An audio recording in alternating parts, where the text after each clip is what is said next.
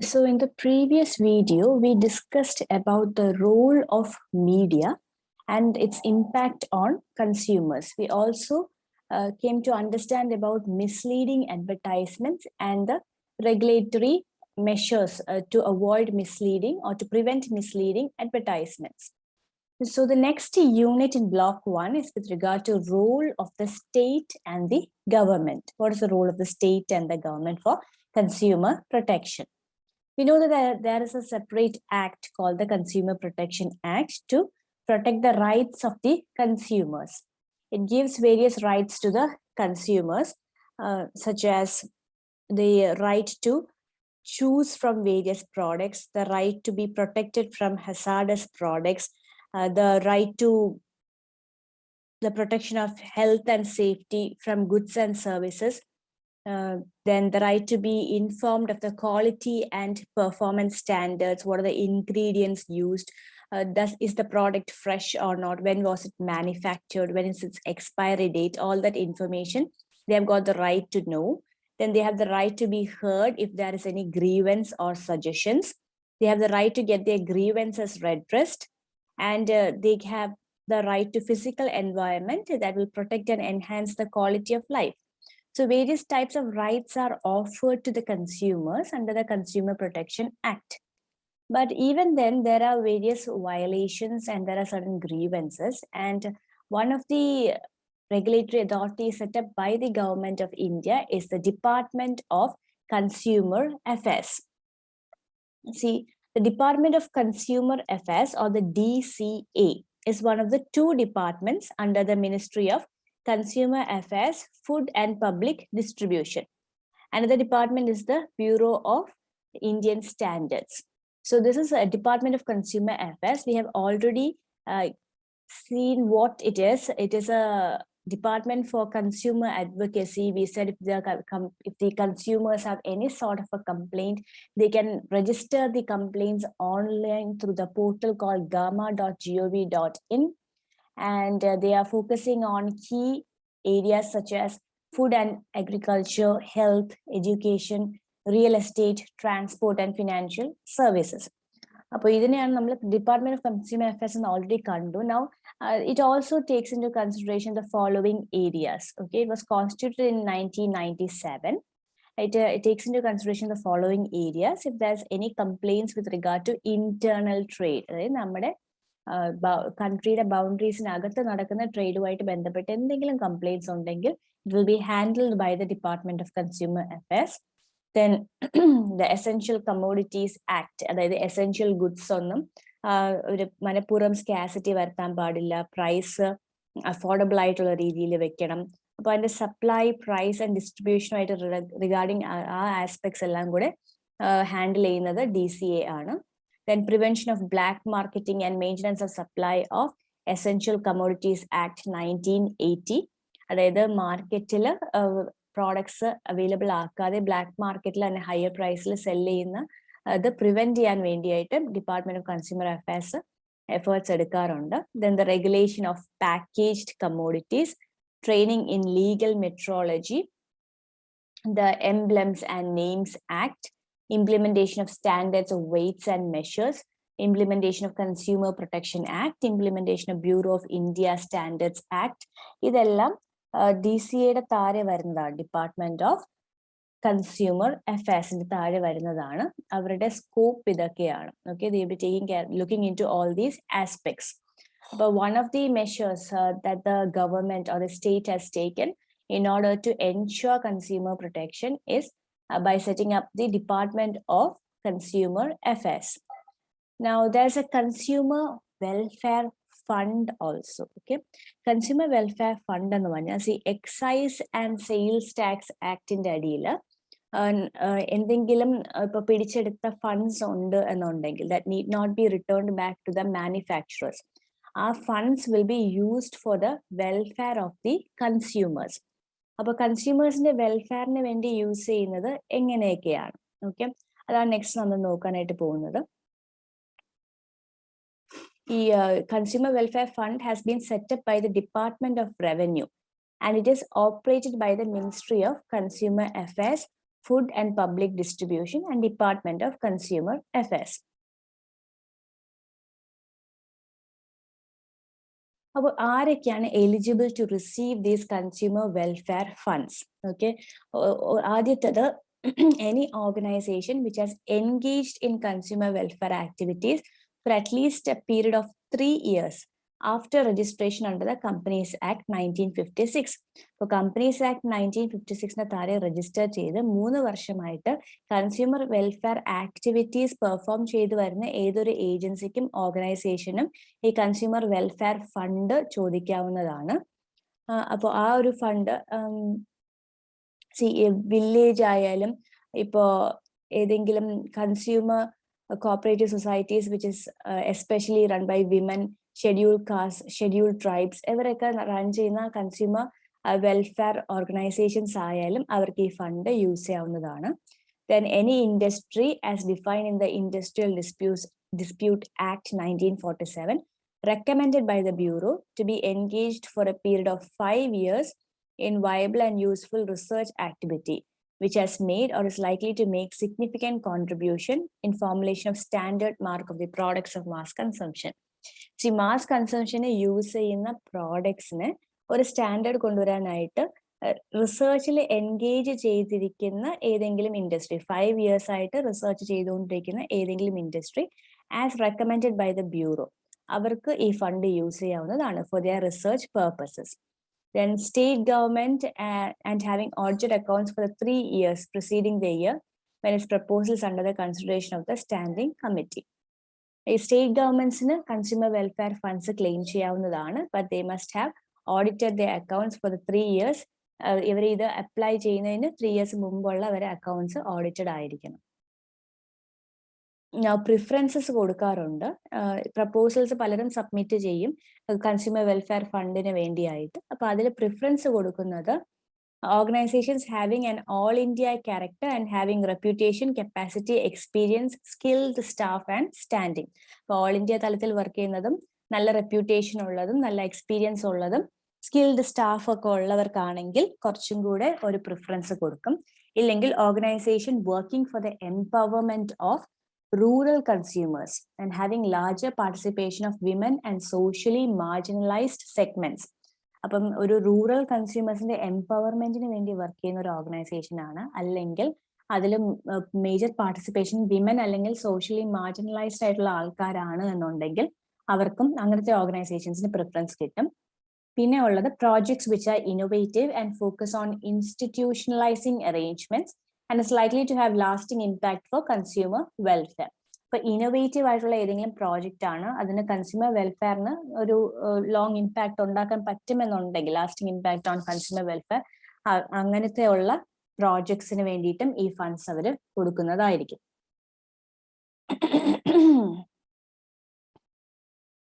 Now, central and state government departments, organizations, undertakings, അവർക്ക് എല്ലാവർക്കും preference കിട്ടുന്നതായിരിക്കും.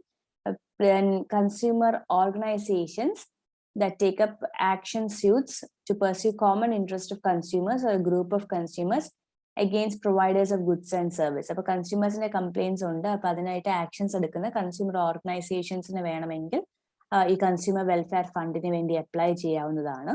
Then proposals which have a national level outreach and impact and are innovative in raising consumer empowerment, awareness and are applicable. അപ്പോൾ നേരത്തെ നമ്മൾ പറഞ്ഞ പോലെയാണ് innovative ആയിട്ടുള്ള proposals consumer വെൽഫെയറും കൺസ്യൂമർ എംപവർമെന്റും എയിം ചെയ്തിട്ടുള്ള പ്രോജക്ട്സിനും പ്രപ്പോസൽസിനും കൺസ്യൂമർ വെൽഫെയറിന് വേണ്ടിയായിട്ട് അപ്ലൈ ചെയ്യാവുന്നതാണ്. ഇതാണ് with regard to the eligibility. Now the items that qualify for assistance, ഏതൊക്കെ ആവശ്യങ്ങൾക്ക് വേണ്ടിയിട്ട് നമുക്ക് യൂസ് ചെയ്യാനായിട്ട് പറ്റും ഈ ഫണ്ട് അനുവദിച്ച് കിട്ടിക്കഴിഞ്ഞാൽ. You can use it for purchase of hardware, software, equipments, internet services, for activities other than short duration studies. Short duration studies അല്ലാത്ത കൺസ്യൂമർ വെൽഫെയറുമായിട്ട് കണക്ട് ചെയ്തുകൊണ്ട് എന്തെങ്കിലും hardware, software, equipment, internet services ഒക്കെ avail ചെയ്യാനായിട്ട് ഈ fund use ചെയ്യാവുന്നതാണ്.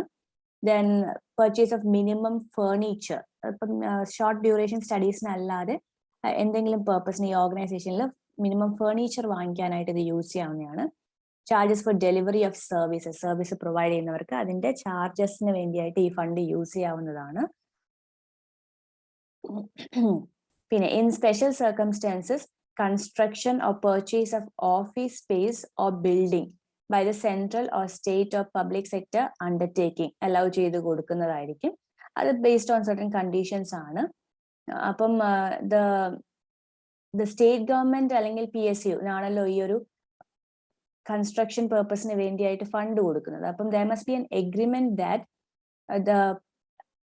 the government will share a part of the cost either by providing land for the building free of cost or meeting 30% of the cost of the building. ഇപ്പൊ കൺസ്ട്രക്ഷന് വേണ്ടിയിട്ടാണ് fund കൊടുക്കുന്നെങ്കിൽ അതിനുള്ള land നമ്മുടെ central ആയാലും state ആയാലും public sector undertaking ആയാലും provide ചെയ്യണം എങ്കിൽ construct ചെയ്യും. അല്ലെങ്കിൽ ബിൽഡിംഗ് കൺസ്ട്രക്ഷന്റെ 30% കോസ്റ്റ് അവർ തന്നെ ഏറ്റെടുക്കാം എന്നുള്ളൊരു വാക്കുണ്ടെങ്കിൽ അവർക്ക് ഫണ്ട് കൊടുക്കുന്നതായിരിക്കും.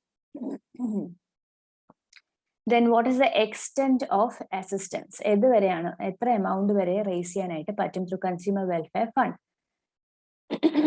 For a project, it should not exceed 3 crores. 3 crores-നകത്തുള്ള എക്സ്പെൻസസിന് വേണ്ടിയിട്ട് ഈ ഫണ്ട് യൂസ് ചെയ്യാവുന്നതാണ്. ഹയർ അമൗണ്ട്സ് എക്സെപ്ഷണൽ കേസസിന് അലൗ ചെയ്യാറുണ്ട്. അത് specifically as reason in writing state ചെയ്തിരിക്കണം. ദെൻ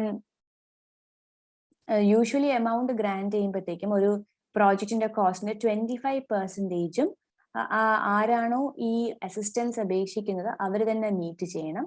അയാളുടെ ഓൺ ഫണ്ട്സ് തന്നെ അറ്റ്ലീസ്റ്റ് 15% ക്യാഷ് ആയിട്ട് തന്നെ അയാൾ അതിൽ ഇൻവെസ്റ്റ് ചെയ്തിട്ടുണ്ടാവണം. ബട്ട് ഇതും വേണമെങ്കിൽ പാർഷ്യലി അല്ലെങ്കിൽ ഹോൾലി അവർക്ക് ക്യാൻസൽ ചെയ്ത് കൊടുക്കാവുന്നതാണ് depending upon the circumstances. Special കേസസിന് അവർ ഇത്ര പോലും കോൺട്രിബ്യൂട്ട് ചെയ്യേണ്ട ആവശ്യമില്ല എന്ന് വേണമെങ്കിൽ പറയാവുന്നതാണ്. അതാണ് കൺസ്യൂമർ വെൽഫെയർ ഫണ്ടുമായിട്ട് റിലേറ്റ് ചെയ്യുന്ന details. Now the next topic is Consumer Protection Unit. Consumer Protection Act ഉണ്ടെന്ന് നമ്മൾ പറഞ്ഞു. അതുമായിട്ട് ബന്ധപ്പെട്ട് redressal agencies ഉണ്ട്. We follow a 3-tier consumer disputes redressal agencies. In case the consumers have any grievance, they can approach any one of these redressal agencies to get their grievances redressed. അപ്പൊ first ലെവലിൽ ഉള്ളത് എന്ന് പറയുന്നത് district forum ആണ്. അത് establish ചെയ്തിരിക്കുന്നത് state government ആണ്. In each district of the state, ഓരോ സ്റ്റേറ്റിലെയും എല്ലാ ഡിസ്ട്രിക്ട്സിലും സ്റ്റേറ്റ് ഗവൺമെന്റ് ആണ് ഡിസ്ട്രിക്ട് ഫോറംസ് സെറ്റപ്പ് ചെയ്യുന്നത്. ഇനി ഒരു ഡിസ്ട്രിക്റ്റിൽ ഒന്നിൽ കൂടുതൽ ഡിസ്ട്രിക്ട് ഫോറം സെറ്റപ്പ് ചെയ്യണമെന്നുണ്ടെങ്കിൽ സെറ്റപ്പ് ചെയ്യാവുന്നതാണ്. It consist of 1 president and 2 members. അപ്പോൾ ഒരു പ്രസിഡന്റ് ആണ് ഉള്ളത്, 2 members. ആ 2 members ഒരാൾ ഒരു വിമൻ ആയിരിക്കണം. ദെൻ ഇനി പ്രസിഡന്റ് ആയിട്ട് ആർക്ക് ആക്ട് ചെയ്യാൻ പറ്റും? ഡിസ്ട്രിക്ട് ഫോറത്തിന്റെ പ്രസിഡന്റ് ആയിട്ട് ആക്ട് ചെയ്യുന്നത് ഏതെങ്കിലും ഒരു ഡിസ്ട്രിക്ട് ജഡ്ജ് ആയിരിക്കണം. Who is or has been qualified to be a district judge. അപ്പൊ ഒരു ഡിസ്ട്രിക്ട് ജഡ്ജി ആയിരുന്ന ആള് അല്ലെങ്കിൽ ഇപ്പോഴാണ് അല്ലെങ്കിൽ അവൻ ക്വാളിഫിക്കേഷൻ ഉള്ള ഒരാളാണ് പ്രസിഡന്റ് ആയിട്ട് ഇരിക്കുന്നത്. Then the members must not be less than 35 years of age and must possess a bachelor's degree from a recognized university. അപ്പൊ മിനിമം അവർക്ക് 35 years വേണം. ഒരു ബാച്ചിലേഴ്സ് ഡിഗ്രി ഉള്ള ഒരാൾക്ക് മാത്രമേ മെമ്പർ ആയിട്ട് പ്രവർത്തിക്കാനായിട്ട് പറ്റത്തുള്ളൂ. That is with regard to the composition of the district forum. Then the president and members-നെ appoint ചെയ്യുന്നത് സ്റ്റേറ്റ് ഗവൺമെന്റ് ആണ്. And they will take into consideration the recommendation of a selection committee.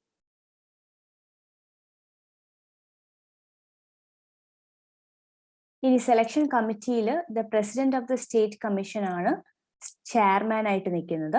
Then secretary law department of the state ആണ് member. Secretary in charge of the department dealing with consumer affairs in state is another member. അപ്പോൾ ഇത് just ഇത്രയും ഓർത്താൽ മതി. District forum is set up by the state government in each district. There can be more than 1 district forum in a particular district. Then അതിൽ members എന്ന് പറയുന്ന ഒരു president and 2 members കാണും. അതിൽ ഒരെണ്ണം ഒരു വുമൺ ആയിരിക്കും.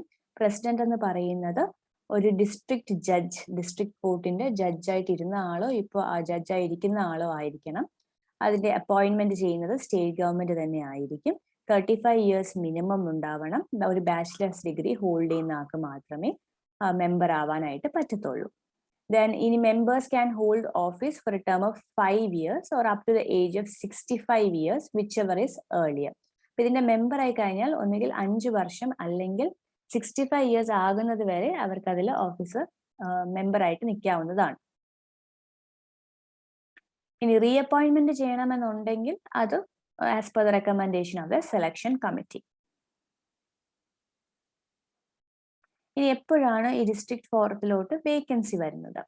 മെമ്പർ ആയാലും പ്രസിഡന്റ് ആയാലും ആ ഒരു പോസ്റ്റിലേക്ക് വേക്കൻസി വരുന്നത് മേ ഒക്കെ after the expiry of the term or by death, resignation or removal. ഈ പ്രസിഡന്റ് അല്ലെങ്കിൽ മെമ്പറിന്റെ പീരീഡ് ഓഫ് ടേം കഴിഞ്ഞു, അല്ലെങ്കിൽ അതായത് 65 years കഴിഞ്ഞു, അല്ലെങ്കിൽ അയാളുടെ ഡെത്ത് സംഭവിച്ചു, അല്ലെങ്കിൽ അയാൾ റിസൈൻ ചെയ്തു, അല്ലെങ്കിൽ അയാളെ റിമൂവ് ചെയ്തു എന്നുള്ള സർക്കംസ്റ്റൻസ് വരുമ്പോൾ മാത്രമേ ഡിസ്ട്രിക്ട് ഫോറത്തിന്റെ ടീം പാനലിലോട്ട് ഒരു വേക്കൻസി വരത്തുള്ളൂ.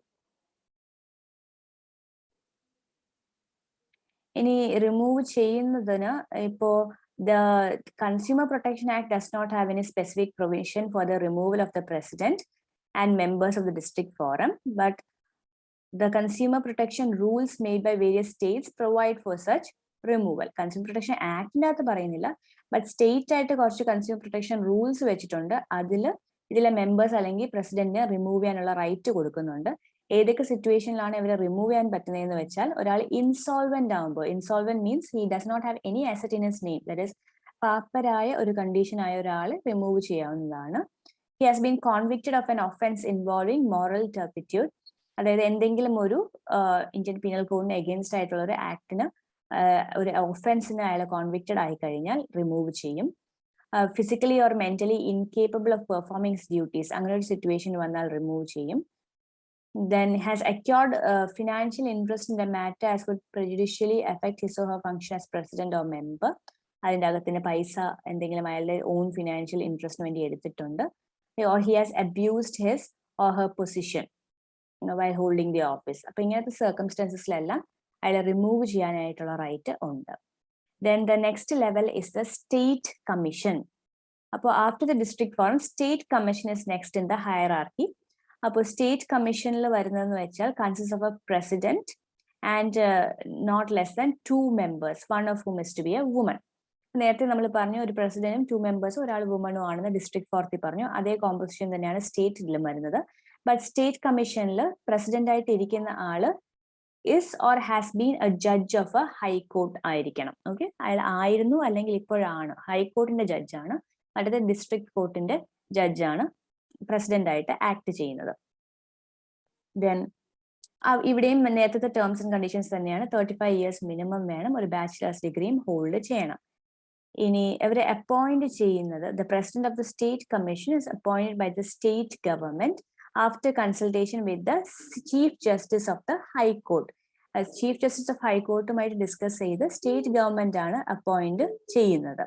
Then term of office 5 years or up to the age of 67 years. നേരത്തെ 65 years ആണ് ഡിസ്ട്രിക്ട് ഫോർത്തിന്റെ കേസിൽ, ഇവിടെ 67 years വരെ ഓഫീസ് ഹോൾഡ് ചെയ്യാവുന്നതാണ്. എലിജിബിൾ ഫോർ റീ അപ്പോയിന്റ്മെന്റ് ആണെന്ന് സെലക്ഷൻ കമ്മിറ്റി ഡിസൈഡ് ചെയ്യും. ഇനി വേക്കൻസി നേരത്തെ ഡിസ്ട്രിക്ട് ഫോർത്തിന്റെ അതേ കേസ് പോലെ തന്നെയാണ്. റിമൂവ് ചെയ്യുകയോ റിസൈൻ ചെയ്യുകയോ ഡെത്ത് സംഭവിക്കുകയോ അല്ലെങ്കിൽ അവരുടെ ടേം ഓഫ് ഓഫീസ് കഴിയുമ്പോഴോ മാത്രമേ പ്രസിഡന്റിന്റെയോ മെമ്പറിന്റെയോ പോസ്റ്റിലോട്ടൊരു വേക്കൻസി വരത്തുള്ളൂ. This is with regard to the state commission. Next comes the national commission. The national commission എന്ന് പറയുമ്പോഴത്തേക്കും it consists of a president and not less than 4 members, one of whom is a woman. മറ്റേ 2 കേസിലും 2 members എങ്കിലും minimum വേണം എന്നാണ്. ഇവിടെ 4 members, അതിൽ ഒരാൾ വുമൺ ആയിരിക്കണം. ദെൻ അപ്പോൾ അവർക്ക് പ്രസിഡന്റ് ആയിട്ട് ആക്ട് ചെയ്യുന്ന ആള് must be a judge of the supreme court or has been a judge of the supreme കോർട്ടിനെയാണ് നമ്മൾ പ്രസിഡന്റ് ആയിട്ട് അപ്പോയിന്റ് ചെയ്യുന്നത്. Then the president of a state commission is appoint by state government after consultation with chief justice of India എന്ന് നമ്മൾ പറഞ്ഞു. അതുപോലെ തന്നെ national കമ്മീഷനിൽ വരുന്ന ആളെയും സെൻട്രൽ ഗവൺമെന്റ് ആയിരിക്കും അപ്പോയിന്റ് ചെയ്യുന്നത്. Then the term of the office എന്ന് പറഞ്ഞാൽ every member will hold office four 5 years or up to the age of 70 years. ആദ്യത്തെ കേസിൽ 5 years അല്ലെങ്കിൽ 65 years ആണ്. സ്റ്റേറ്റ് കമ്മീഷനിലോട്ട് വന്നപ്പോൾ അത് 67 yearsഉം 5 yearsഉമായി. നാഷണൽ കമ്മീഷനിലോട്ട് വന്നപ്പോൾ 5 yearsഉം 70 years വരെയും അവർക്ക് ഓഫീസ് ഹോൾഡ് ചെയ്യാവുന്നതാണ്. വേക്കൻസി നേരത്തെ പറഞ്ഞ അതേ സിറ്റുവേഷൻസ് തന്നെയാണ്. അവരെ റിമൂവ് ചെയ്യുകയോ റിസൈൻ ചെയ്യുകയോ ഡെത്ത് സംഭവിക്കുകയോ അല്ലെങ്കിൽ അവരുടെ ടേം ഓഫ് ഓഫീസ് കഴിയുകയോ ചെയ്താൽ മാത്രമേ അവിടെ ഒരു വേക്കൻസി വരുന്നുള്ളൂ. അപ്പൊ ഇതാണ് 3-tier consumer disputes redressal agencies. Now let us see the jurisdiction. Till what amount will each redressal agency handle? See, the first one is with regard to the district forum. In a district forum, in a limit and the പറയുന്നത്. See, we are discussing about the Consumer Protection Act 1986. അതിനുശേഷം amend ചെയ്ത് 2003 വന്നിട്ടുണ്ട്. അപ്പൊ അതിൽ ഈ jurisdiction മാറിയിട്ടുണ്ട്. But text ബുക്കിൽ പഴയത് വെച്ചിരിക്കുകയാണ് നമ്മൾ റെഫർ ചെയ്യാൻ യൂസ് ചെയ്യുന്നത്. അതുകൊണ്ടാണ് അതിന്റെ ആ ഒരു റേറ്റും കാര്യങ്ങളും പറയുന്നത്. നമ്മൾ കംപ്ലൈന്റ് കൊടുക്കുമ്പോൾ നമ്മൾ കോമ്പൻസേഷൻ ആയിട്ട് ക്ലെയിം ചെയ്യുന്നത് up to 20 lakhs ആണെങ്കിൽ it will be handled in the district forum. അപ്പോൾ സപ്പോസ് നിങ്ങൾ ഒരു മെഷീനറി വാങ്ങിച്ചു, it's worth rupees what can I say, it's worth rupees 21 lakh ആണെന്ന് ഇരിക്കട്ടെ.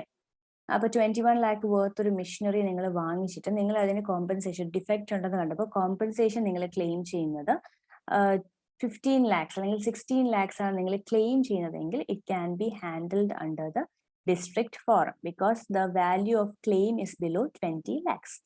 അപ്പൊ അതാണ് അതിന്റെ ജുറിസ്ഡിക്ഷൻ എന്ന് പറയുന്നത്. ഇനി സ്റ്റേറ്റ് കമ്മീഷന്റെ കേസ് ആണെങ്കിൽ 20 lakhs above 1 crore, in between 20 lakhs and 1 crore ആണ് നിങ്ങൾ ക്ലെയിം ചെയ്യുന്നതെങ്കിൽ it is handled by the state commission. In case of national commission, more than 1 crore ആണ് വാല്യൂ എങ്കിൽ നമ്മൾ നാഷണൽ കമ്മീഷനിലാണ് ക്ലെയിം ചോദിക്കേണ്ടത്, ആ ഒരു കേസ് അല്ലെങ്കിൽ ആ ഒരു കംപ്ലൈന്റ് ഫയൽ ചെയ്യേണ്ടത്. അപ്പൊ ഇപ്പോഴത്തെ ഇതനുസരിച്ച് ഇത് മാറിയിട്ടുണ്ട്. ഡിസ്ട്രിക്ട് ഫോറത്തിൽ അപ് ടു 1 crore, സ്റ്റേറ്റ് കമ്മീഷനിൽ in between 1 crore and 10 crore, national commission ആണെങ്കിൽ അബൌട്ട് 10 crore എന്നുള്ള രീതിയിലോട്ട് ജുറിസ്ഡിക്ഷൻ അവരെ ഇൻക്രീസ് ചെയ്തിട്ടുണ്ട്. ഓക്കെ, അപ്പോൾ അതാണ് അതിന്റെ റേറ്റ്സിന്റെ കാര്യം. Then that is the main points with regard to the consumer protection unit. Now we'll see what are the different consumer forums. The next topic is with regard to consumer forums. What are the powers of a consumer forum? See, a consumer forum will have the same powers as a civil court. അപ്പോൾ നിങ്ങൾക്ക് if there is a defendant or a witness, we can examine the witness on oath and summon the attendance of both the defendant and the witness. നമുക്ക് കോർട്ടിൽ വിളിച്ച് വരുത്താവുന്നതാണ് രണ്ടുപേരെയും. എന്നിട്ട് വിറ്റ്നസിനെ നമുക്ക് ചോദ്യം ചെയ്യാവുന്നതാണ്. then evidences ഉണ്ടെങ്കിൽ അത് പ്രൊഡ്യൂസ് ചെയ്യാവുന്നതാണ്. if you want any lab tests conducted or any documents to be submitted, you can give instructions to do so. Then any documents which is of material importance need to be presented, and they can issue any commission for the examination of the witness. അപ്പോൾ ഒരു civil കോർട്ടിൽ എന്തൊക്കെ കാര്യങ്ങളാണോ ചെയ്യുന്നത് അതിനുള്ള rights എല്ലാം ഈ consumer ഫോറത്തിനും ഉണ്ട്. Now, what are the sittings? Okay, sitting of the district forum. When the district forum receives a complaint, it is compulsory that at least 2 members of the forum must be there. Okay, അപ്പോൾ ഒരു member president ആയിരിക്കണം. I said there must be a president and minimum of 2 members in case of the district forum and state commission. അപ്പോൾ അവിടെ ഒരു proceeding നടക്കുകയാണ് എന്നുണ്ടെങ്കിൽ, അതായത് ഒരു കംപ്ലൈന്റ് റിസീവ് ചെയ്ത് കഴിഞ്ഞാൽ suppose president and 1 member started dealing with the complaint and halfway through ഏത് മെമ്പർ ആണോ അവിടെ ഇരുന്നത് അയാൾക്ക് സുഖമില്ലാതായി, he had to be removed, he could not continue with his duty. അങ്ങനെയാണെങ്കിൽ another member will replace him അല്ലെ. അപ്പൊ ആ സമയത്ത് president and the new member will have to start the proceedings from the beginning. അപ്പൊ ഒന്നേന്ന് പിന്നും അവര് ആ കംപ്ലൈന്റ് ഹാൻഡിൽ ചെയ്തിട്ട് വേണം അതിന്റെ ഒരു തീർപ്പ് എഴുതാനായിട്ട് പറയുന്നത്. സ്റ്റേറ്റ് കമ്മീഷന്റെ കേസിലും ഇത് തന്നെയാണ്. At least 2 members should be there when the complaint has been received and you're hearing about the complaints. Then one of the member needs to be the president. ഒരു മെമ്പറിന് ഇപ്പൊ ആരാണോ അതിൽ പാർട്ടിസിപ്പേറ്റ് ചെയ്തത് പകുതി വഴിക്കായിട്ട് കംപ്ലീറ്റ് ചെയ്യാതെ മാറേണ്ടി വന്നു കഴിഞ്ഞാൽ രണ്ടാമത്തെ ആളെ വെച്ച് സ്റ്റാർട്ടിങ് തൊട്ടേ പിന്നും ഹിയറിംഗ് സ്റ്റാർട്ട് ചെയ്യേണ്ടതാണ്. Now orders പാസ് ചെയ്യാനായിട്ടുള്ള റൈറ്റ് ഉണ്ട്. This orders of the consumer forums are like orders of the civil court. ഈ ഓർഡർ പാസ് ചെയ്യുന്ന സമയത്ത് പ്രസിഡന്റും ഏത് മെമ്പർ ആണോ സിറ്റിംഗിൽ ഇരുന്നത് അവരുടെ സിഗ്നേച്ചർ ഉണ്ടായിരിക്കണം. If the order is not followed by the person who is supposed to follow it, then അയാൾക്ക് ഇംപ്രിസൺമെന്റും ഫൈനും ചാർജ് ചെയ്യാനായിട്ടുള്ള റൈറ്റ് ഉണ്ട്. അപ്പൊ ഇതാണ് with regard to the powers, sitting and order of the consumer forums. So we have completed consumer forums. The next topic of discussion is legal metrology. Okay, legal metrology is a term which is with regard to the science of measurement. മെഷർമെന്റ്സുമായിട്ട് relate ചെയ്യുന്നതാണ് metrology എന്ന് പറയുന്നത്. അപ്പം mainly measurements നമ്മൾ use ചെയ്യുന്നത് ഒരു commercial transaction നടക്കുമ്പോഴത്തേക്കും, അല്ലെങ്കിൽ നമ്മുടെ ഹെൽത്തുമായിട്ട് റിലേറ്റ് ചെയ്യുന്ന കാര്യങ്ങൾക്ക് നമ്മൾ മെഷർമെന്റ്സ് യൂസ് ചെയ്യും, അല്ലെങ്കിൽ ഒരു ഇൻഡസ്ട്രിയിൽ മെഷർമെന്റ്സിന് വളരെ ഇമ്പോർട്ടൻസ് ഉണ്ട്. അപ്പോൾ what are the standard measures to be adopted എന്ന് സെറ്റ് ചെയ്യുന്നതിനെയാണ് നമ്മൾ ലീഗൽ മെട്രോളജി എന്ന് പറയുന്നത്. What are the standards to be met എന്ന് നമ്മൾ ഡിസൈഡ് ചെയ്യുന്നതിനെയാണ് ലീഗൽ മെട്രോളജി എന്ന് പറയുന്നത്. So what is the administrative mechanism? See, under the administrative mechanism, they say there's a standard which is set for measuring the performance. അല്ല, അപ്പോൾ wait measurement ഒക്കെ നമ്മൾ നോക്കും ഒരു ഒബ്ജക്റ്റിന്റെ, എന്നിട്ട് we'll set the standards, and then only the products that meet the standards will be allowed to function in the market. അപ്പോൾ ഈ അഡ്മിനിസ്ട്രേറ്റീവ് മെക്കാനിസം, ലീഗൽ മെട്രോളജി ആയിട്ട് റിലേറ്റ് ചെയ്ത് വർക്ക് ചെയ്യുന്ന അഡ്മിനിസ്ട്രേറ്റീവ് സെക്ടേഴ്സ് ആണ് department of consumer affairs under ministry of consumer affairs, food and public distribution, directorate of legal metrology, overview of provision of legal metrology act 2009 എന്നൊക്കെ ഇങ്ങനെ 3 sections ഉണ്ട് under the administrative mechanism. Then second point standard weight and measures. ഒരു standard prescribe ചെയ്തിട്ടുണ്ട്. ആ standard prescribe ചെയ്യുമ്പോൾ they take into consideration the physical characteristics, the configuration, construction details, materials, equipment, performance, tolerance, then the methods of procedures of test. ഇതെല്ലാം consider ചെയ്ത ശേഷമാണ് ഒരു wait അല്ലെങ്കിൽ ഒരു മെഷർ നമ്മൾ സ്റ്റാൻഡേർഡ് ആയിട്ട് ഫിക്സ് ചെയ്യുന്നത്. സ്റ്റാൻഡേർഡ് വെയിറ്റോ മെഷറോ മീറ്റ് ചെയ്യാത്ത ഏത് പ്രോഡക്റ്റിനെയും നമുക്ക് സീസ് ചെയ്യാം, ഫോർഫീറ്റ് ചെയ്യാവുന്നതാണ്. അതിനൊക്കെ നമുക്ക് ക്യാൻസൽ ചെയ്ത് റിജക്ട് ചെയ്ത് വിടാനുള്ള റൈറ്റ് ഉണ്ട് if it does not meet the standards. Then appointment of controller and other officers of legal metrology. Legal metrology ഫീൽഡിലെ കൺട്രോളറിനെയും അതർ ഓഫീസേഴ്സിനെയും അപ്പോയിന്റ് ചെയ്യുന്നത് സ്റ്റേറ്റ് ഗവൺമെന്റ് ആണ്.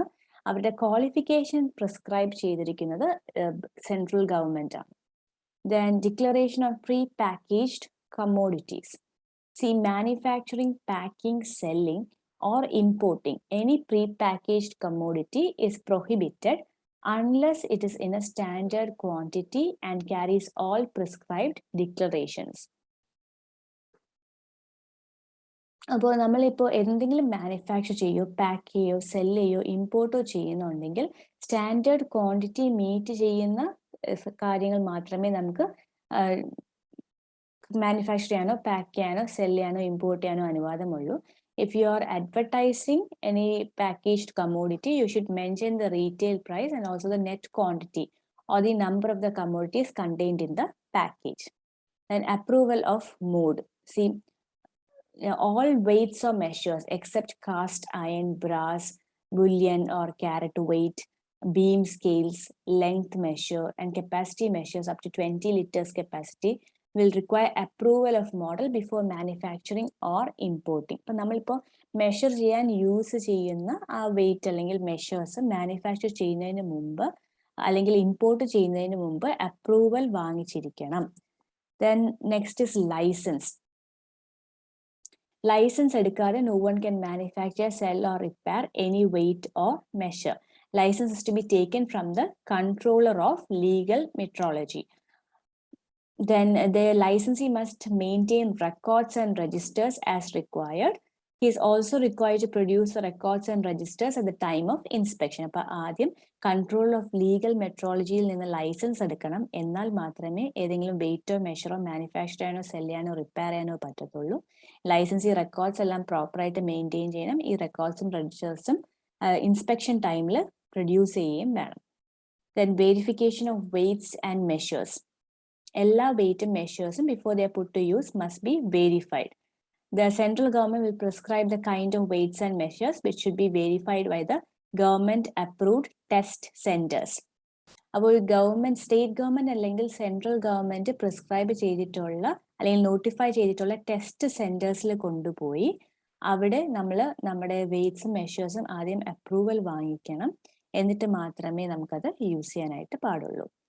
Then compounding of offense. Some of the offenses may be compounded before or after the institution of a prosecution on payment of a prescribed sum. No offense can be compounded if the same or similar offense was committed earlier by the person within 3 years or date of first offense which was compounded.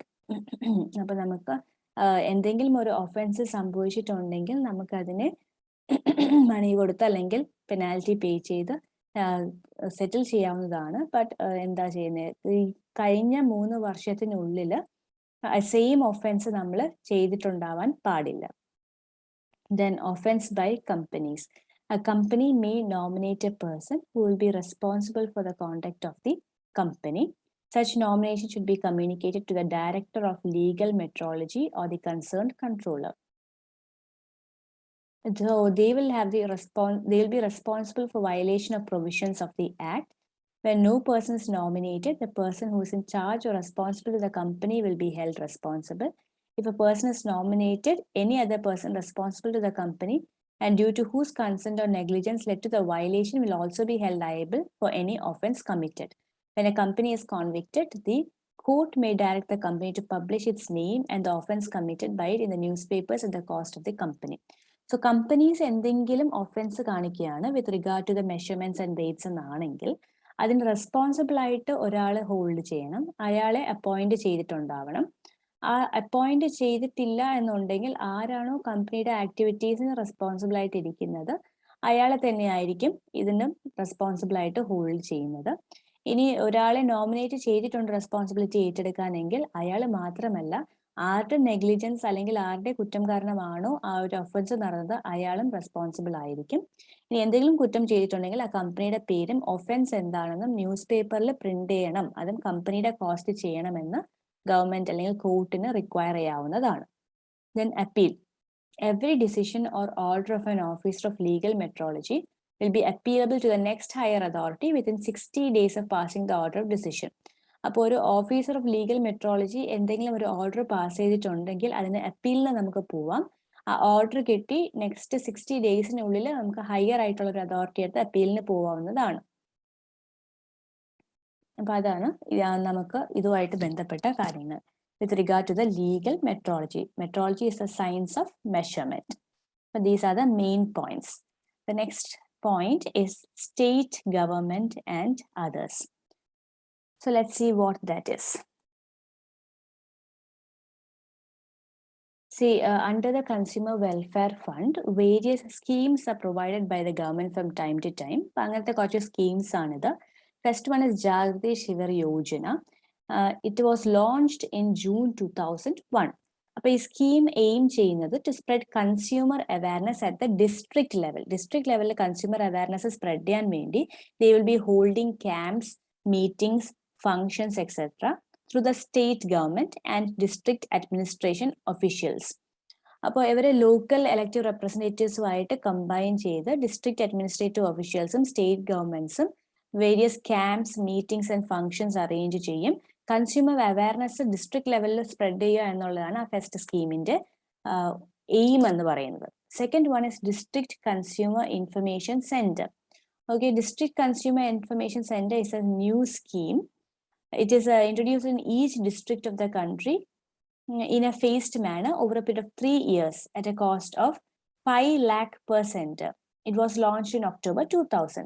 അപ്പോൾ ഒരു 3-year period കൊണ്ട് നമുക്കൊരു പല face ആയിട്ട് ഇതിനെ introduce ചെയ്യാമെന്നാണ് വിചാരിച്ച് 2000 ഇത് ഇംപ്ലിമെന്റ് ചെയ്തത്. 5 lakh per center ഇത് കോസ്റ്റ് മീറ്റ് ചെയ്യാനായിട്ട് അവൈലബിൾ ആണ്. These are to be set up by the Jilla Parishads, voluntary consumer organizations of repute, educational institutions on a continuous basis.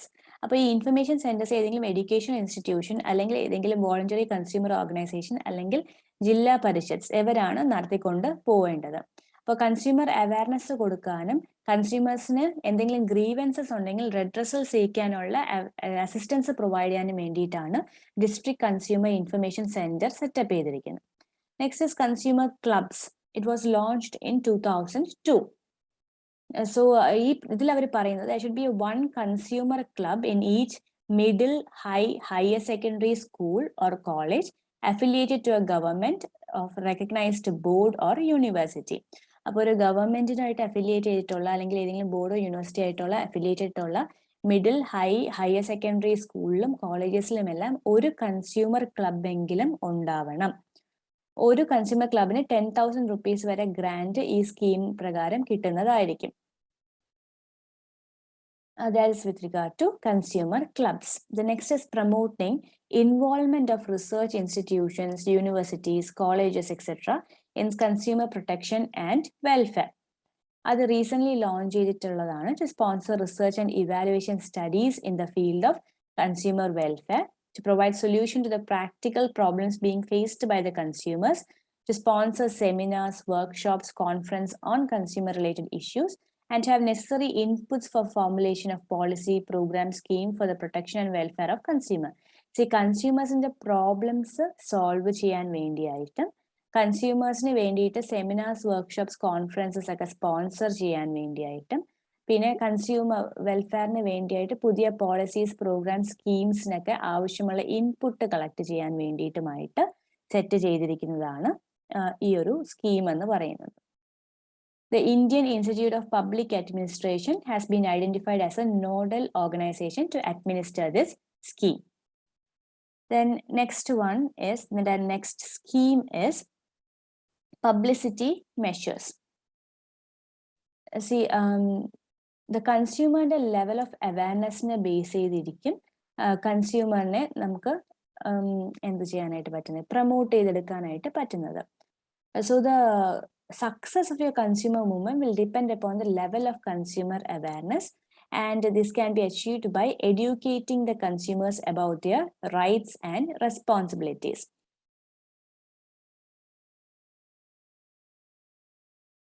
ഇപ്പോൾ ലിറ്ററസി റേറ്റ് ഹൈ ആയിട്ടുള്ള അല്ലെങ്കിൽ social awareness കൂടുതലുള്ള ഒരു സ്ഥലത്ത് കൺസ്യൂമറിനെ exploit ചെയ്യാൻ അത്ര ഈസി അല്ല.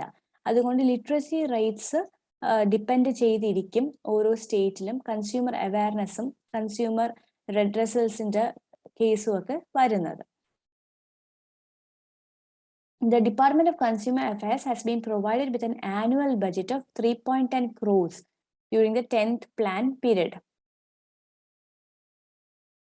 With this fund, the department has been taking a number of steps to strengthen consumer movement in the country, involving the state government, voluntary consumer organizations, so that they can generate consumer awareness. അപ്പോൾ അവർക്ക് കിട്ടിയ fund complete അവർ use ചെയ്യുന്നത് consumer അവയർനെസ്സിന് വേണ്ടിയിട്ടാണ്. ഇതിനു വേണ്ടി our state ഗവൺമെന്റിന്റെ ഹെൽപ്പും തേടുന്നുണ്ട്, voluntary consumer ഓർഗനൈസേഷൻസിന്റെ ഹെൽപ്പും ചെയ്യുന്നുണ്ട്.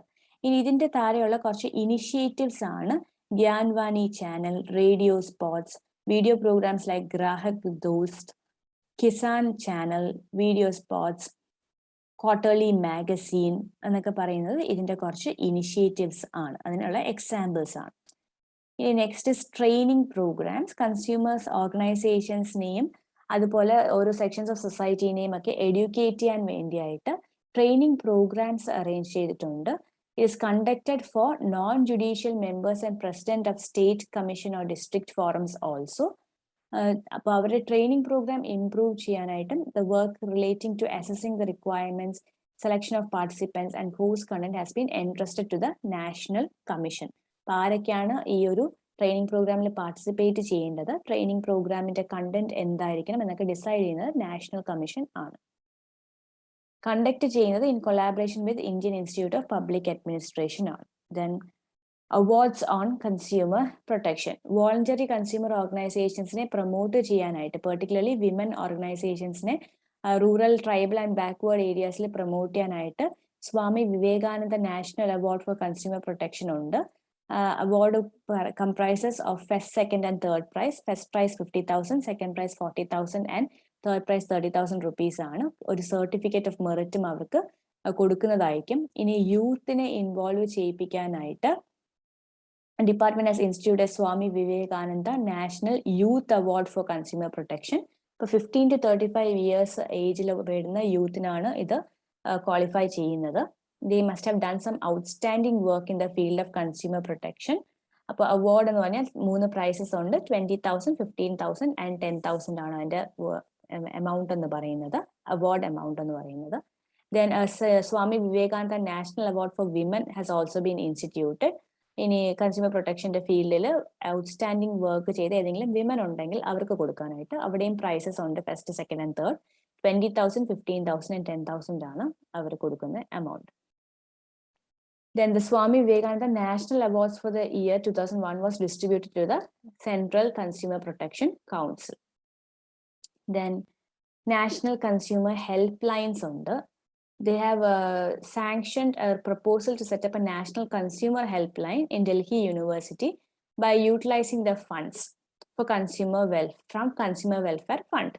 അപ്പോൾ കൺസ്യൂമർ വെൽഫെയർ ഫണ്ടിലുള്ള ഫണ്ട് യൂസ് ചെയ്തുകൊണ്ട് ഹെൽപ്പ് ലൈൻസ് സെറ്റ് ചെയ്യാനായിട്ടുള്ളത് ഏർപ്പാടുകൾ ചെയ്തിട്ടുണ്ട്. ഇതിന്റെ മെയിൻ ഈ scheme national consumer help line സ്കീമിന്റെ മെയിൻ ഒബ്ജക്റ്റീവ്സ് എന്ന് പറഞ്ഞാൽ to create awareness among consumers regarding their rights and responsibilities, to provide telephonic as well as personal counseling to consumers, to provide assistance for out-of-court settlement of consumer disputes. അപ്പോൾ അവരുടെ റൈറ്റ്സിനും അവകാശങ്ങളെ പറ്റിയും ഉത്തരവാദിത്തങ്ങളെ പറ്റിയും അവരെ aware ആക്കുക, telephone വരെയും പേഴ്സണലിയും counselling കൊടുക്കുക, ഔട്ട് ഓഫ് കോർട്ട് സെറ്റിൽമെന്റ്സിനുള്ള അസിസ്റ്റൻസ് പ്രൊവൈഡ് ചെയ്യുക എന്നുള്ളതൊക്കെയാണ് മെയിൻ ആയിട്ടുള്ള objectives under the scheme. Now the last topic of this chapter is the Bureau of Indian Standards, that is BIS. See, BIS is involved in various activities. ഒന്നാമത്തത് standards set ചെയ്യുക, standard formulation, then certification കൊടുക്കുക, product hallmarking and സിസ്റ്റംസിന് certification കൊടുക്കുക, foreign manufacturers scheme, then registration scheme set ചെയ്യുക, testing and calibration services provide ചെയ്യുക, sale of Indian standards and other publications, international activities, eye-care activities, promotional activities, training services, information services, trade facilitation cell, library services, ഇതൊക്കെ provide ചെയ്യാന്നുള്ളത് ഈ ബ്യൂറോയുടെ ആക്ടിവിറ്റീസിൽ വരുന്നതാണ്. Then this bureau has been set up to ensure that quality products are available in the country. The goals of quality are set by standardization. The activity consists of the process of formulating, issuing and implementing standards. BIS mainly ചെയ്യുന്നതെന്ന് വെച്ചാൽ standards formulate ചെയ്യും, issue ചെയ്യും, അത് implement ചെയ്യുന്നതായിരിക്കും. Bureau of Indian Standards has provided traceable and tangible benefits to economy in a number of ways by providing safe, reliable, quality goods, by minimizing health hazards to consumers, by promoting export and import substitutes, and by controlling the proliferation of varieties. അതായത് bureau of Indian standards ആണ് നമ്മുടെ products safe ആണ്, reliable ആണ്, നല്ല quality ആണെന്ന് ensure ചെയ്യുന്നത്. Health hazards minimise ചെയ്യാനായിട്ടും export and import substitutes കൊണ്ടുവരാനായിട്ടും അവർക്ക് കഴിഞ്ഞിട്ടുണ്ട്. അതായത് നമുക്ക് എക്സ്പോർട്ട് ആൻഡ് ഇമ്പോർട്ടിന് കുറച്ച് റെസ്ട്രിക്ഷൻസ് വെക്കുമ്പോഴത്തേക്കും അതിന് സബ്സ്റ്റിറ്റ്യൂട്ട്സ് ആയിട്ട് നമ്മുടെ കൺട്രിയിൽ തന്നെ സിമിലർ പ്രോഡക്ട്സ് ഡെവലപ്പ് ചെയ്തെടുക്കാനായിട്ട് BIS ഒരു കാരണമായിട്ടുണ്ട്. Head quarters is in new Delhi, 5 regional offices അതിന് ഉണ്ട്. ഇനി റീജിയണൽ ഓഫീസസിന്റെ താഴെ കുറെ ബ്രാഞ്ച് ഓഫീസസ് ഫങ്ഷൻ ചെയ്യുന്നുമുണ്ട്. Now how are the Indian standards made? നമ്മൾ പറഞ്ഞു ഫോർമുലേറ്റ് ചെയ്യുക, അതിനെ ഇംപ്ലിമെന്റ് ചെയ്യുക, ഇഷ്യൂ ചെയ്യുക, ഇംപ്ലിമെന്റ് ചെയ്യുക എന്നുള്ളതാണ് main role of the BIS. അപ്പൊ എങ്ങനെയാണ് സ്റ്റാൻഡേർഡ്സ് നമ്മൾ സെറ്റ് ചെയ്യുന്നത്? ഒരു സ്റ്റാൻഡേർഡ് റിവൈസ് ചെയ്യാനായിട്ടോ എസ്റ്റാബ്ലിഷ് ചെയ്യാനായിട്ടോ അമെൻഡ് ചെയ്യാനോ ക്യാൻസൽ ചെയ്യാനോ ആയിട്ട് ഒരു പ്രപ്പോസൽ റിട്ടൺ ഫോമിൽ സബ്മിറ്റ് ചെയ്യാനായിട്ട് റൈറ്റ് ഉള്ളത് any ministry of the central government, state government, union territory administration, consumer organization, industrial units, industrial association, professional bodies, members of the bureau, members of technical committees, അവർക്കെല്ലാവർക്കും right ഉണ്ട് ഒരു standard set ചെയ്യാനായിട്ട്, അല്ലെങ്കിൽ revise ചെയ്യാനായിട്ട്, അല്ലെങ്കിൽ amend ചെയ്യാൻ, അല്ലെങ്കിൽ cancel ചെയ്യാനായിട്ടുള്ള പ്രപ്പോസൽസ് പുട്ട് ഫോർവേഡ് ചെയ്യാനോ ഉള്ളത്. അപ്പോൾ ഇങ്ങനെ ഒരു പ്രപ്പോസൽ റിസീവ് ചെയ്ത് കഴിയുമ്പോൾ division council will check the background of that proposal, അതൊരു വാലിഡ് ആയിട്ടുള്ള പ്രപ്പോസൽ ആണോ എന്ന് ചെക്ക് ചെയ്യും. ഇനി അവർ കൺവിൻസ്ഡ് ആയി കഴിഞ്ഞാൽ division council will hand over the task of formulating the standard to an appropriate technical committee. ഒരു ന്യൂ ടെക്നിക്കൽ കമ്മിറ്റിയെ വിളിച്ചിട്ട് ഇങ്ങനെ ഒരു പ്രപ്പോസൽ കിട്ടിയിട്ടുണ്ട്, സ്റ്റാൻഡേർഡ് സെറ്റ് ചെയ്യണം എന്ന് പറഞ്ഞ് അവരെ ഏൽപ്പിക്കും. ഇനി സ്റ്റാൻഡേർഡ് സെറ്റ് ചെയ്യാനുള്ളത് ഒരു ഡ്യൂ ടൈമിന് ഉള്ളിൽ അത് അക്സെപ്റ്റ് ചെയ്തിട്ടില്ല എന്നുണ്ടെങ്കിൽ അത് പ്രപ്പോസറിനെ ഇൻഫോം ചെയ്യും അവരുടെ പ്രപ്പോസൽ റിജക്റ്റ് ആയി പോയിട്ടുണ്ട് എന്നുള്ളത്. ഇനി ഒരു ഡ്രാഫ്റ്റ്, ഇപ്പോൾ സ്റ്റാൻഡേർഡ് സെറ്റ് ചെയ്യാനാണ് തീരുമാനമെങ്കിൽ ടെക്നിക്കൽ കമ്മിറ്റി അപ്പോയിന്റ് ചെയ്ത് കഴിയുമ്പോൾ a draft standard prepared and duly approved by a committee is issued in draft form and widely circulated for a period of not less than 1 month amongst the various interest concerned for critical review and suggestions for improvement. അപ്പോൾ ഒരു സ്റ്റാൻഡേർഡിന്റെ ഒരു draft copy set ചെയ്തിട്ട് ആരൊക്കെയാണോ അതിൽ interested ആയിട്ടുള്ള parties അവരുടെ ഇടയിൽ ഒരു മാസത്തേക്കെങ്കിലും circulate ചെയ്ത് ഒപ്പീനിയൻസ് കളക്ട് ചെയ്യുന്നതായിരിക്കും. ഇനി വേണമെങ്കിൽ ആ സർക്കുലേഷൻ വേണ്ട എന്ന് ക്യാൻസൽ ചെയ്യാനുള്ള റൈറ്റ് സെക്ഷണൽ കമ്മിറ്റിക്ക് ഉണ്ട്. അർജന്റ് അല്ലാത്ത നോൺ കോൺട്രവേഴ്ഷ്യൽ ആയിട്ടുള്ള മാറ്റേഴ്സ് ആണെങ്കിൽ അങ്ങനെ ഒരു സർക്കുലേഷന്റെ ആവശ്യം ഇല്ല. Then energy conservation, environmental protection, rural development and safety, ഈ ഏരിയസിലൊക്കെ കൂടുതൽ അറ്റൻഷൻ കൊടുക്കുന്നുണ്ട് സ്റ്റാൻഡേർഡ്സ് സെറ്റ് ചെയ്യുമ്പോഴത്തേക്കും. ടെക്നിക്കൽ കമ്മിറ്റി ഫൈനലൈസ് ചെയ്യും ഡ്രാഫ്റ്റിനെ. ഈ കമന്റ്സ് എല്ലാം നമ്മൾ കളക്ട് ചെയ്തല്ലോ സർക്കുലേറ്റ് ചെയ്യുന്ന സമയത്ത്. അപ്പോൾ ഈ കമന്റ്സ് എല്ലാം കൺസിഡർ ചെയ്തുകൊണ്ട് they will finalise the draft. The draft standard, after it has been approved by the sectional committee and submitted to the chairman of the divisional council concerned for adoption on his behalf. But technical committee finalize ചെയ്യും, sectional committeeക്ക് hand over ചെയ്യും, അത് chairman of the divisional councilന് കൊടുക്കും. All established standards are reviewed periodically at least once in 5 years. അപ്പം ഏത് standard നമ്മൾ set ചെയ്താലും 5 വർഷത്തിലൊരിക്കൽ നമ്മൾ അതിനെ ഒന്ന് റിവ്യൂ ചെയ്ത് നോക്കും, if it requires any revision or withdrawal എന്ന് അറിയാനായിട്ട്. അപ്പൊ അത്രയാണ് സ്റ്റാൻഡേർഡ് സെറ്റ് ചെയ്യുന്നതുമായിട്ട് പറയാനായിട്ടുള്ളത്. Then there is a separate act called as the Bureau of Indian Standards Act 2016. ഈ ആക്ടിന്റെ മേജർ ഫീച്ചേഴ്സ് എന്ന് പറഞ്ഞാൽ, the act establishes a national body in the name of bureau of Indian standards to implement the mandate of the act. അപ്പൊ നമ്മുടെ BIS set ചെയ്തിരിക്കുന്ന ഈ act പ്രകാരമാണ് ഒരു governing council ഉണ്ടായിരിക്കും ഈ അഫയേഴ്സ് എല്ലാം ഹാൻഡിൽ ചെയ്യാൻ വേണ്ടിയായിട്ട്. Then the Bureau has been empowered to notify conformity assessment schemes for any goods, article, process, system or service which mean to demonstrate the requirements related to any article, process, system, service. അപ്പോൾ നമുക്കൊരു standard set ചെയ്യുന്നതിന് മുമ്പ് എന്തൊക്കെയാണ് അതിൻ്റെ requirements എന്നൊക്കെ ഒന്ന് പരിശോധിക്കാനായിട്ട് ഈ ഒരു ആക്ട് പറയുന്നുണ്ട്. The Director General of the Bureau has been made the Chief Executive Authority of the Bureau for implementing the mandate of the Act. Then no court lower than that of a metropolitan magistrate or judicial magistrate of the first class is empowered to take cognizance of any offence punishable under this act. അപ്പോൾ ഈ ഒരു ആക്ടിന് താഴെ എന്തെങ്കിലും ഒരു compliance വന്നു കഴിഞ്ഞാൽ metropolitan magistrate അല്ലെങ്കിൽ judicial മജിസ്ട്രേറ്റിന് താഴോട്ടുള്ള ഒരു കോർട്ടിനും ആ ഒരു കംപ്ലയിന്റ് ഏറ്റെടുക്കാനായിട്ടുള്ള റൈറ്റ് ഇല്ല. അപ്പൊ ഇത്രയാണ് യൂണിറ്റ് 3 ഓഫ് ബ്ലോക്ക് 1 പറയുന്നത്.